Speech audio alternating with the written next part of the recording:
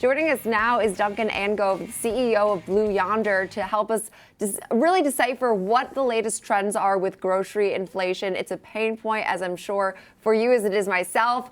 But what are we seeing right now from the recent 2025 Global Consumer Sentiment on grocery inflation? A great read. I read every single word. So I am curious your sort of overall thoughts here on what we're seeing right now as far as grocery prices. Yeah, great. Thanks for having me. So we conduct this survey countries all around the world, about 6,000 consumers, to gauge their sentiment on grocery, inflation. And 85% of them did come back and said they have concerns about the impact of inflation on grocery prices. And, this will definitely drive a shift in purchasing behavior. I mean, 65% of these consumers said they intend to cut back on the number of items that they're going to be buying in the store. When we're looking at this, another thing that we've seen just through kind of evidence from companies like Walmart and others is that there's this trade-down effect, and there's more of a preference for maybe private label or value brands. Is that already done, and now the next answer is, well, now I just got to buy less things? Certainly, that'll be one of the things that we see. I mean, you're going to see a shift from brand loyalty towards, sort of more of the value-conscious private label, own label brands. I mean, that's definitely something. But we're also seeing them just cut out things like alcohol. A third of consumers said they're going to be cutting back on alcohol. They're going to be cutting back on clothing and shoes. Interestingly, health and beauty was a category they did not plan to cut back on. So, in addition to buying less, shifting to private label brands, we're also seeing people cut entire categories out. And I certainly think the consumer is going to be more responsive to discounts and promotions as well.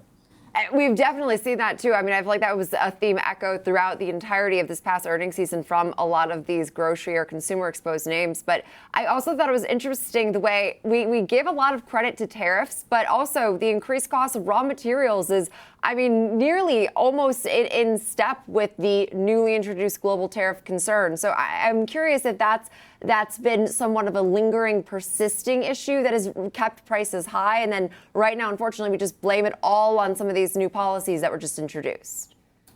Yeah, it's when you look at the consumers in terms of their belief around what's driving higher prices. I mean, over half of them do think it's industrial policy and tariffs in particular.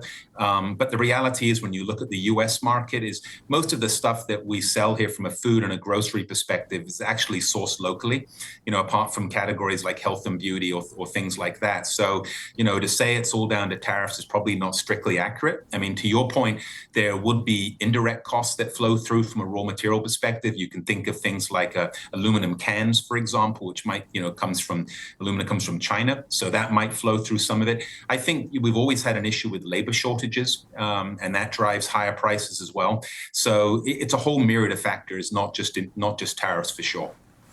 Question for you. When you see things like this, obviously, to me, hearing you speak about it, seeing some of these details, it's less inflation, it's price level itself that's the concern. It's I'm having trouble affording these goods, less so I'm worried they're going to be more expensive the next time I come. Because if it was just an inflation concern, would we be seeing hoarding? Would we be seeing, kind of a rush to get goods now or get, these items that we can ahead of them because we'd be worried about the prices increases down the line?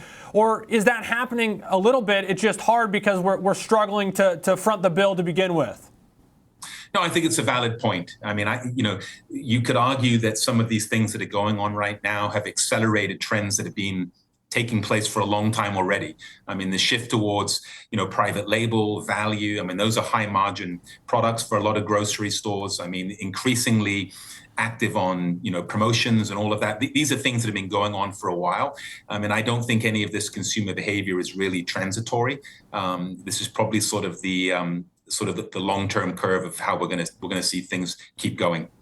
Okay, I was going to ask, in terms of historically speaking, because I do know that maybe this is just my own personal life and group of friends, but it did feel like back during the last time of economic uncertainty, being the pandemic, we were definitely not slowing down on some of these various food or alcohol purchases, frankly, at the grocery store. But now we're seeing a bit of a different shift. Is that because we're just coming off of what was already a disruption in our consumer behaviors, or how does this period of uncertainty really compare to what we all knew during COVID?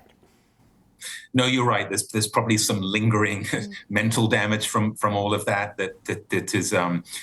that's driving some of that behavior for sure. And I don't think cutting back on, like, take for example alcohol by a third is going to be something that will persist for long. I think people will get accustomed to the new normal, and we'll see those categories bounce back. Yeah, and I think a great point there. And I think just overall with consumer sentiment and things, I mean, the I would say headline risk right now has felt just so stark. And so going forward, I mean, are there any trends you expect now for the maybe mid to long term that you expect to emerge?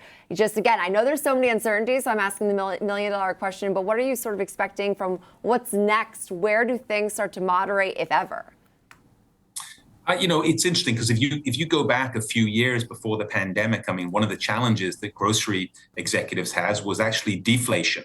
So it's interesting that we've sort of gone the complete opposite way. So some of this is just cyclical, I've no doubt that it's going to end up moderating. I mean, grocers are really incredible operators. When you look at the margins they have to run a business on, and they're like a lot of other companies. They're leveraging AI to help optimize costs, be more efficient. I mean, some of that will be passed on to the consumer, hopefully, in moderated or lower pricing. They're all looking at increased visibility and agility. So, for example, they can see real-time trends around demand in the stores, so they can adjust assortment and replenishment and pricing decisions. I mean, so in some sense, technology hopefully will be a factor for deflation here.